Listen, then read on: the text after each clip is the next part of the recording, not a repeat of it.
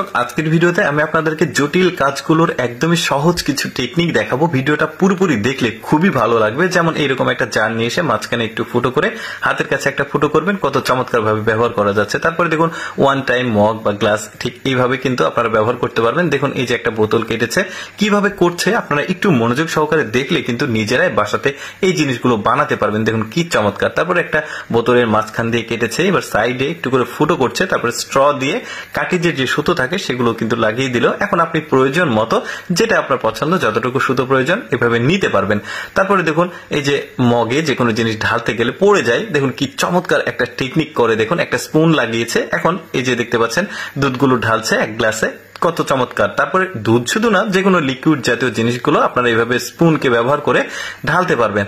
দারুণ টেকনিক। তারপরে দেখুন এই যে মাজুনিটা কি চমৎকার, একটা বোতল কেটে লাগিয়েছে যাতে হাতে কোনো সমস্যা না হয়, দারুণ।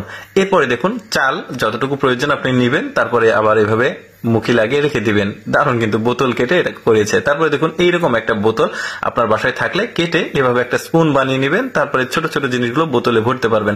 এই বোতলটা কেটে কি করে একটু দেখুন, চারিদিক দিয়ে ফ্রেম দিয়ে দিল, টিপ দিয়ে, তারপরে এটা লাগিয়ে দিল, কিচেন রুমের জন্য কাজে লাগবে। তারপরে দেখুন ওই যে বেসিনে অনেক সময় খাবার